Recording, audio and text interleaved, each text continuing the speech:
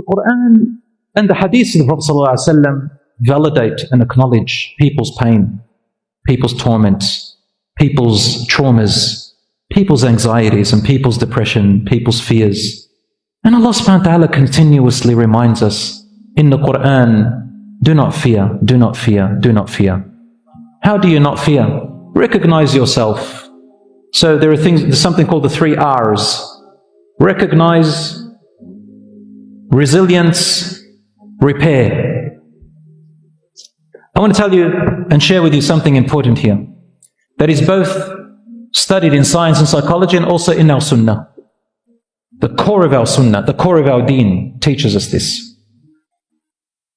How do you become strong after calamities, after adversities? How do you continue to go as a believer after traumas, no matter what they are? You recognize, you learn resilience, and then you repair. It starts physically in your brain. Did you know that it starts physically in your brain? Meaning, Islam has come to teach us through the stories of the prophets that although we are not like the prophets, we can learn from the prophets. Number one, none of us will ever be as tested as the prophets. So don't you worry about that. But we'll get a portion of it. So the first thing we learn is to recognize that whatever has happened to you, whatever traumas, whatever environment, whatever background you have, whatever grief you went through, you do not need to define yourself by that experience. You are not that person unless you define yourself that way. Meaning, if I went through grief, I can say to myself, I am destined to remain sad for the rest of my life. But you see, the one who said that is me. If I've been through traumatic experiences, I can sit there blaming the trauma all my life and stay where I am. Or I can believe that yes, bi'idhnillah, by the will of Allah, I can physically, bi'idhnillah, change my mindset. I can change my brain. I can change my brain. And anything. It's something called brain plasticity. You can change literally the brain, bi'idhnillah. Allah has given us that ability. And everything in our deen, the dua, the dhikr, the salat, the hereafter, the stories of the prophets, the Quran, all of it tells us you have that power, you have that ability. Recognize that you can literally change the neurons and pathways in your brain by slowly training them to do so. First of all, recognize your triggers. What's triggering me? Number 1, number 2, number 3, number 4. Like, do I have to be that way? La. Let me go and recognize, what does Allah teach me in the Quran? He tells me you are important.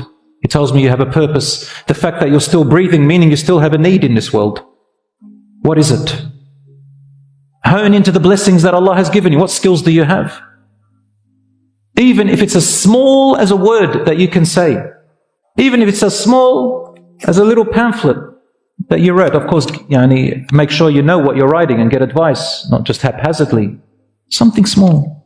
Wallahi, Allah subhanahu wa ta'ala doesn't look at the outcome, He looks at your effort. But bit by bit by bit, like little raindrops, they can penetrate through rocks and mountains. My brothers and sisters, when we look at Nuh alayhi salam, we find the test of losing his son forever. We're not just talking about a son or a child who's gone on drugs or gone with a gang. We're talking about a child who's lost both this world and he will never see him in paradise ever again. And the waves came and took him before his eyes, Nuh alayhi salam. So Allah subhanahu wa ta'ala tells you, be empathetic with yourself. You try as a parent to raise your children at the end. If you can't do anything and you try, don't blame yourself and beat yourself over it. Do other things. Look after your other children. Keep going. But at the same time, don't give up. But don't blame yourself so you don't be debilitated. When we look at Nuh alayhi salam's wife, she turned on him and joined the enemies too.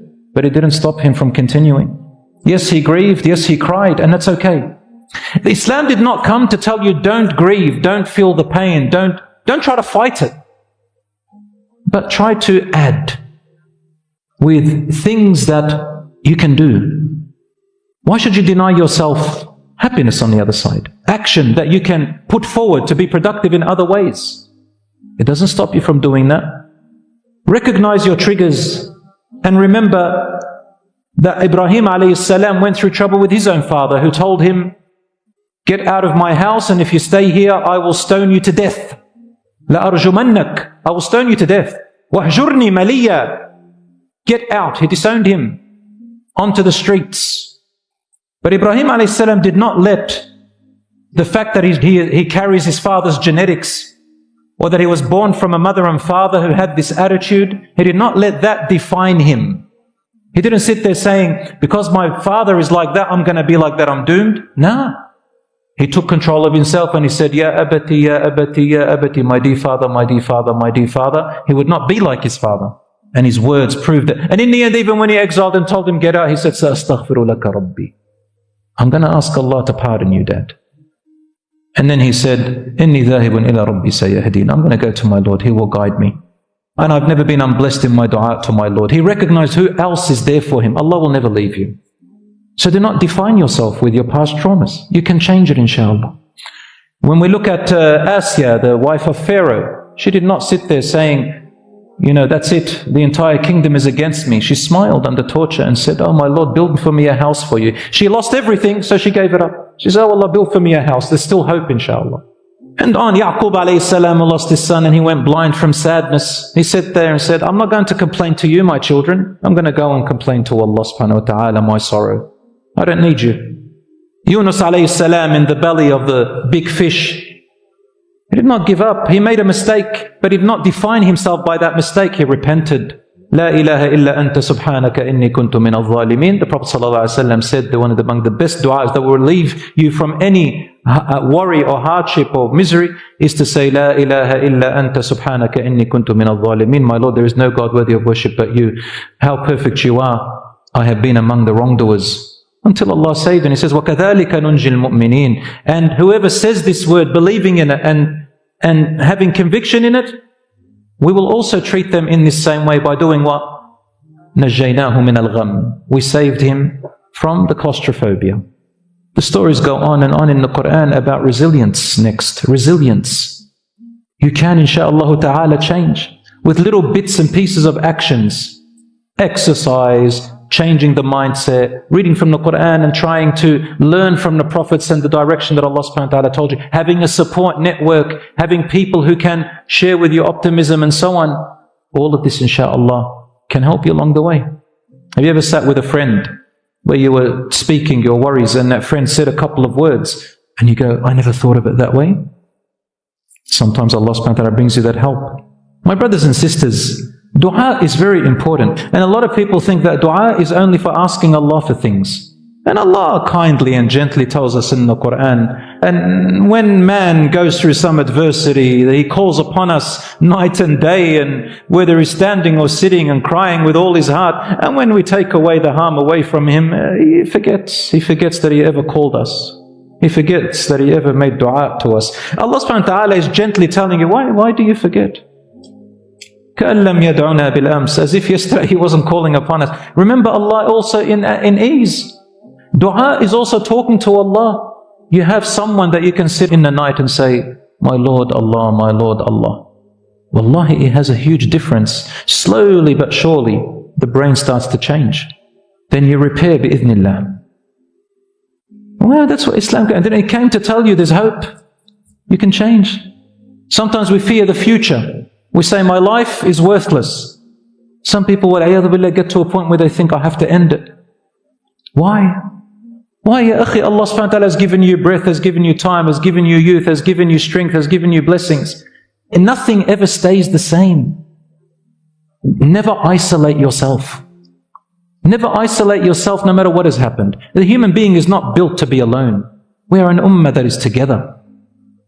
Once you isolate yourself, the shaitan loves it. Like the Rasul sallallahu alaihi wasallam said, like the sheep who goes astray from the flock, the wolf gets them. Isolation kills you. Yes, sometimes you need to distance yourself from certain people who are truly toxic to you. You distance. This is called hajrun jameel, meaning to distance with goodness. Because if you're close, it's worse.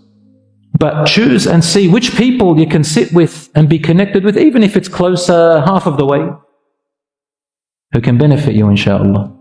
That's what the Rasul ﷺ said, احرص على ما ينفعك. Be diligent on the things that benefit you. People, skills, readings, actions, whatever it is.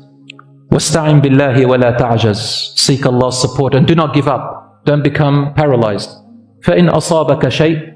But if a calamity befalls you, stopped you from your expectation and your goal and your plan, فَلَا تَقُلْ لَوْ أَنِّي فَعَلْتُ كَذَا كَانَ كَذَا. Never say, if only I had done such and such, such and such would have happened. وَلَكِنْ قُلْ قَدَّرَ اللَّهُ وَمَا شَاءَ فَعَلْ. Say Allah has pre-measured in what He wills, He does. There is a wisdom behind it. فَإِنَّ كَلِمَةْ لَوْ تَفْتَحُ عَمَلَ الشَّيْطَانِ. For just merely saying, if only, and constantly saying and repeating and not getting out of it, it opens the door for the shaitan. What is the door of the shaitan? Debilitation, sadness, misery, loss, failure. You're good for nothing. For my brothers and sisters, remember your value to Allah subhanahu wa ta'ala. And remember about the people that if you were to harm yourself, God forbid, or for you were to go away, the people who love you, who you are harming, there are people who love you tremendously. You need to remember them. It's very normal for us to focus on the people who hate us, to focus on the people who want harm to us, to focus on the bad words that people say upon us. But Allah subhanahu wa ta'ala shows you there are others who love you, there are others who will support you, there are others who are making dua for you and you're making dua for them. There will always be the truth and the false, the right and the wrong, the helpers and the destroyers. There will always be. Which side do you want to take?